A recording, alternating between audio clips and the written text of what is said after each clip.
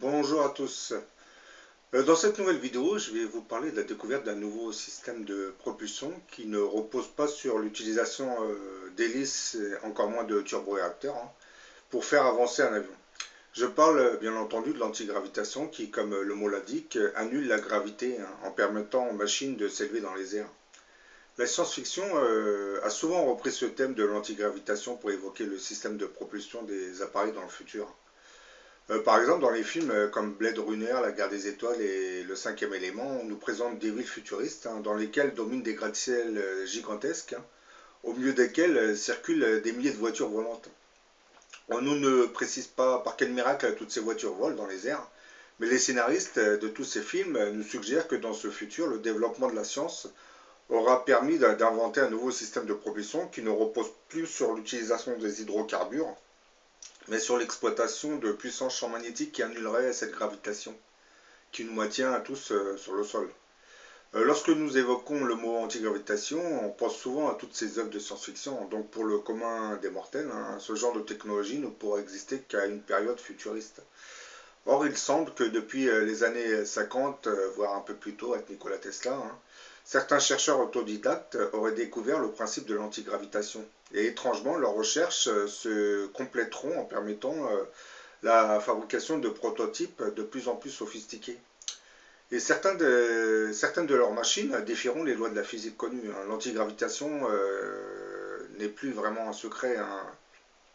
Beaucoup de ces chercheurs avaient découvert qu'il existait un lien de physique entre l'électricité et le magnétisme. Par exemple, le physicien américain Townsend Brown, né en 1905, sera l'un des premiers à développer la théorie reliant l'électromagnétisme et les champs gravitationnels d'Albert Einstein. Et lui, il se basait sur la fameuse théorie des champs unifiés élaborée par Albert Einstein, une théorie qui fait la liaison, du moins le lien entre les champs électriques, magnétiques et antigravitationnels. Pour vous expliquer cette théorie simplement, un champ électrique créé dans un solénoïde fait naître un champ magnétique à angle droit du premier. Et chacun de ces champs représente un plan de l'espace. Mais comme il existe trois plans de l'espace, il doit nécessairement y avoir un troisième champ qui serait de nature antigravitationnelle. Et en relayant des génératrices électromagnétiques en vue de produire une pulsation magnétique intense, on peut alors être possible de créer ce troisième champ dit antigravitationnel grâce au principe de résonance. En 1943, lors de l'expérience de Philadelphie, la marine des États-Unis aurait retrouvé accidentellement ce fameux troisième champ antigravitationnel, ce qui avait permis, entre autres, au navire de se dématérialiser pour se rematérialiser quelques heures plus tard. Et c'est bien ce troisième champ antigravitationnel que plusieurs chercheurs autodidactes auraient eux aussi retrouvé lors de leurs expériences. Le premier d'entre eux était sans aucun doute Nikola Tesla. Lui sera suivi par Townsend Brown qui retrouvera ce troisième champ antigravitationnel en utilisant de puissantes charges électriques qui dépassaient les milliers de volts. Townsend Brown, c'est la personne que vous voyez dans la vidéo là, vous voyez, celui qui tient le grand disque. Brown passera finalement de la théorie à la pratique avec le développement de prototypes en forme de disque. Les puissantes tensions électriques diffusées sur ces disques auraient généré des champs antigravitationnels qui les auraient fait carrément voler en l'air. Au début de sa vie, Thomson Brown démontrait déjà de nouvelles méthodes de propulsion électrocinétique. Et selon sa théorie, il existerait un lien entre l'électricité, le magnétisme et la gravitation. C'est un peu, on revient à la fameuse théorie des champs unifiés élaborés par Einstein. Électricité, magnétisme génèrent ensuite la gravitation. En 1923, Townsend Brown déposera un premier brevet, un dispositif qui était capable de se déplacer en l'air sous l'effet d'un puissant champ électromagnétique. Mais bon, vu la censure de l'époque, ce brevet n'aura pas de suite. Il sera carrément ignoré de la science officielle.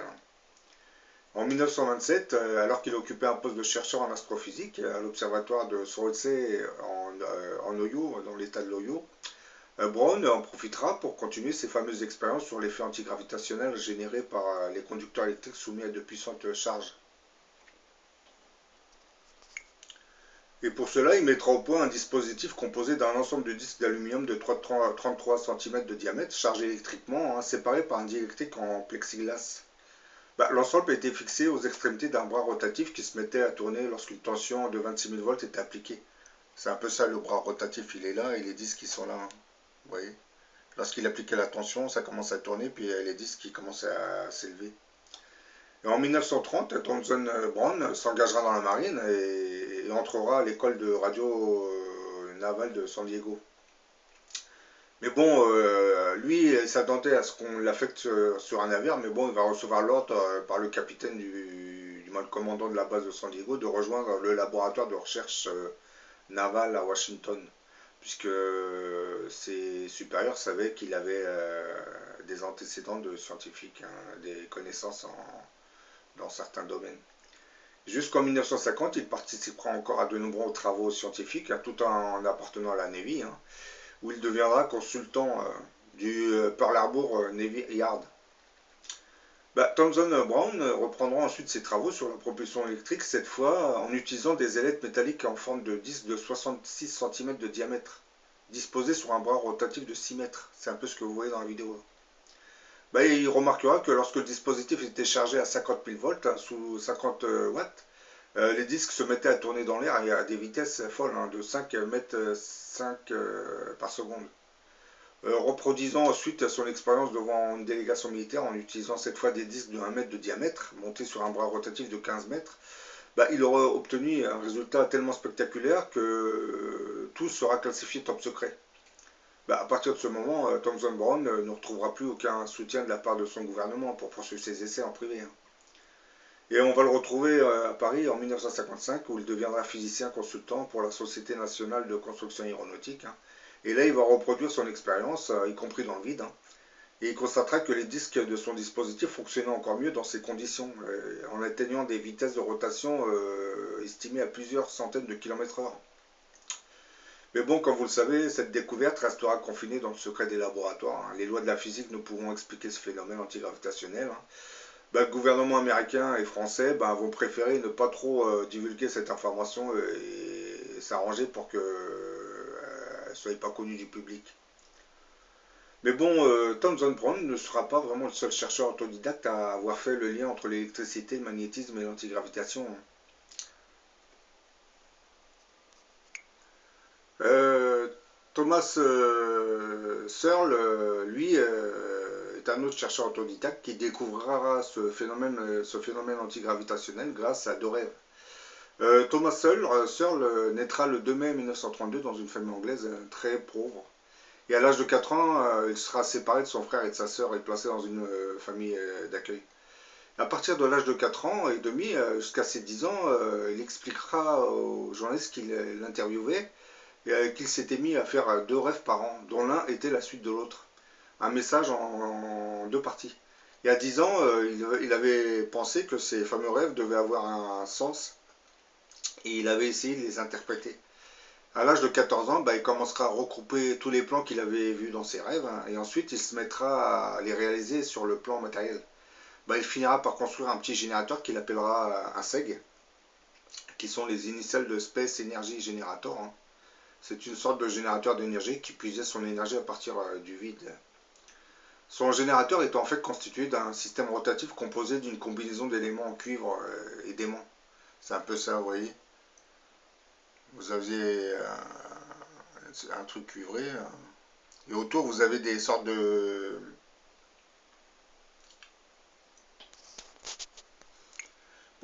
disques rotors. À l'intérieur de ces fameux tubes, vous avez plusieurs aimants qui sont empilés. Et lorsque le système commence à être activé,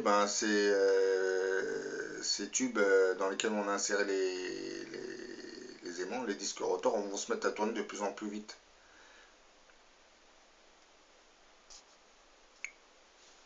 Bon, comme je viens de le dire, son générateur est en fait constitué d'un système rotatif composé d'une combinaison d'éléments en cuivre et d'aimants. Et il pourra démarrer ses fameuses recherches grâce au financement d'un certain George N.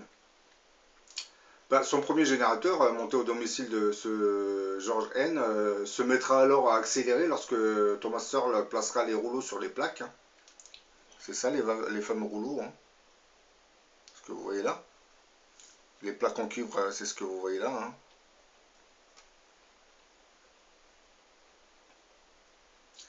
Bah, quand le fameux générateur va accélérer, ben, il va générer un champ magnétique qui va se développer tout autour de lui, hein. Et bon, Thomas Searle et George N vont remarquer que le générateur commençait à perdre de sa gravité et il décollait tout doucement en se rapprochant du plafond de la maison. Et en 1950, Thomas Searle va continuer ses recherches en se servant cette fois d'une dynamo rotative composée de bas collectrices ou disques rotors, hein, segmentés que l'on pouvait mettre en rotation à grande vitesse parmi les électroaimants situés autour de lui dans sa périphérie. Bah, il finira de monter en 1952 sa première génératrice d'un diamètre de 1 mètre, hein. Le rotor était constitué d'un disque segmenté qui, en tournant, transmettait l'énergie à un stateur périphérique formé d'électroaimants. Ces derniers contribuaient à produire la force électromotrice. Bah là, vous voyez sur la vidéo le système tourné, hein. Vous avez 3 rangées de disques rotor, hein. Et vous remarquez, dans la première section, on a un nombre bien précis de disques rotor. Ensuite, le nombre augmente dans la deuxième section et il devient encore triple dans la troisième. Donc, c'est une valeur exponentielle qui augmente la puissance du champ magnétique. Thomas Searle avait très bien compris cette notion. Avec l'aide d'un ami, Searle va transporter son appareil dans un champ et le mettra en route au moyen d'un petit moteur parce qu'il fallait lancer le système, hein. En fait, c'était un petit groupe électrogène, hein. C'était juste pour lui envoyer le courant électrique pour le mettre en route, hein. Bah, il avait besoin d'être lancé, mais au bout de quelques minutes, le système, c'est-à-dire le générateur, produisait sa propre énergie, hein, même quand le système de démarrage et de courant qu'il procurait était arrêté, hein. Eh bien, le générateur, lui, ne va pas s'arrêter, même que lorsque le groupe électrogène sera coupé, hein, puisque le système va continuer à tourner tout seul, hein. Et bien sûr, il va produire du courant, hein. Et comme prévu, la génératrice produisait de l'électricité, mais à un niveau très très supérieur à ce qui était vraiment demandé. Avec une vitesse assez faible, la production était de l'ordre de 100 000 volts, d'après l'électrisation des objets qui étaient environnants.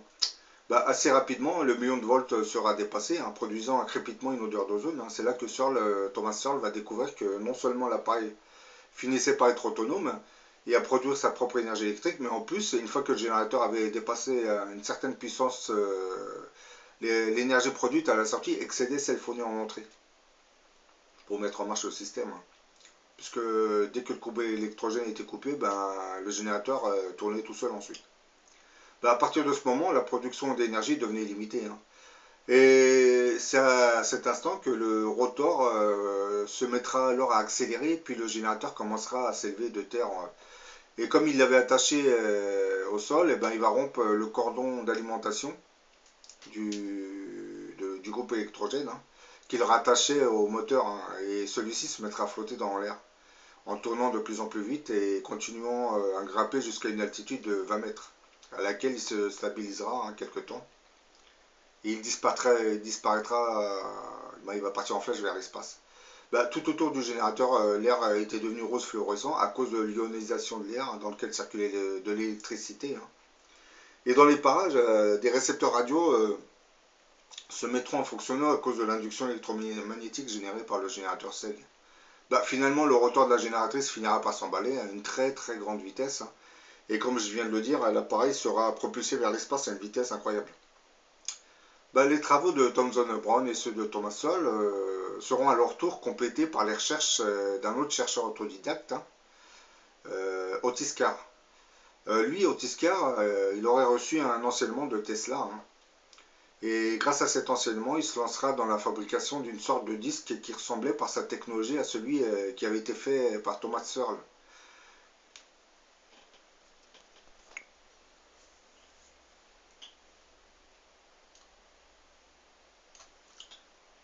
Dans le disque d'Otis Carr, on trouvait un composant clé, hein, qu'on appelait le Utron. Il était constitué de condensateurs métalliques en rotation, dont la forme était inhabituelle, hein, carré dans un plan et ronde dans un autre plan à 90 degrés. Cet Utron a la même fonction qu'opposant inductif rotatif à haute vitesse que les plaques d'acier à segment de Searle, Thomas Searle. Ils sont là, les fameux Utrons. Oui, ils ont une forme particulière. Cette utilisation d'un composant condensateur en rotation muni d'une capacité de stockage de charge mesurable améliore en fait le dispositif, hein. C'est Otis-Carr a apporté de nouveaux éléments en fin de compte au disque de Thomas Searle. Dans le disque de Thomas Searle, comme dans celui d'Otis-Carr, la charge accumulée provenant de l'élément en rotation était déchargée dans les électroaimants sur le pourtour du disque.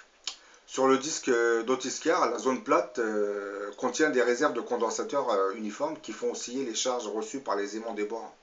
Donc c'est vraiment une amélioration. L'ajout de Lutron d'Otis-Carr paraît vraiment améliorer la technologie antigravitationnelle de base élaborée par Thomas Searle avec son générateur, hein, le fameux SEG. Bah, la fonction du condensateur améliore, c'est-à-dire la sortie sur unité de ces appareils.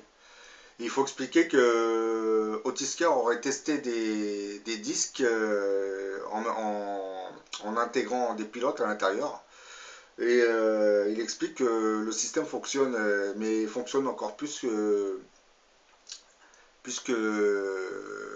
il l'avait imaginé, parce que ceux qui sont montés dans l'appareil disent que lorsque le système s'était mis en route,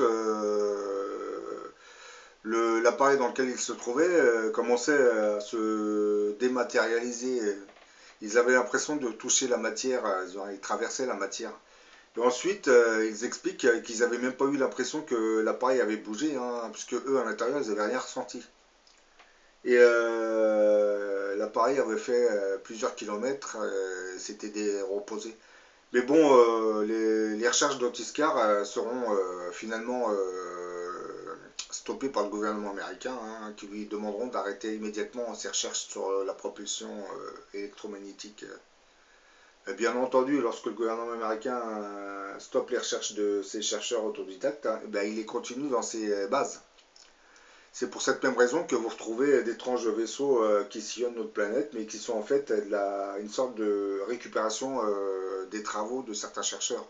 Par exemple, le TX-3A ou 3B, vous savez, le fameux appareil triangulaire avait été réalisé à partir d'ovnis récupérés, hein. On appelle ça la rétro-ingénierie. Et aussi grâce aux recherches faites par ces fameux chercheurs autodidactes, hein. Je parle de Townsend Brown, Thomas Searle et Otis-Carr.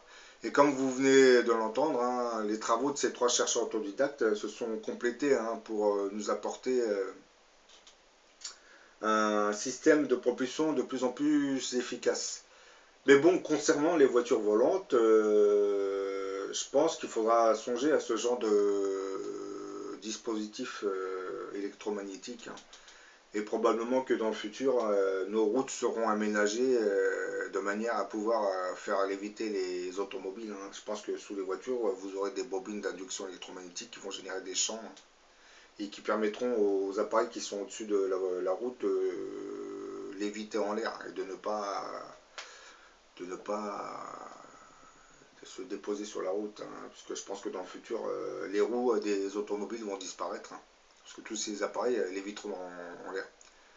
Bon, je vous dis à la prochaine pour une autre vidéo.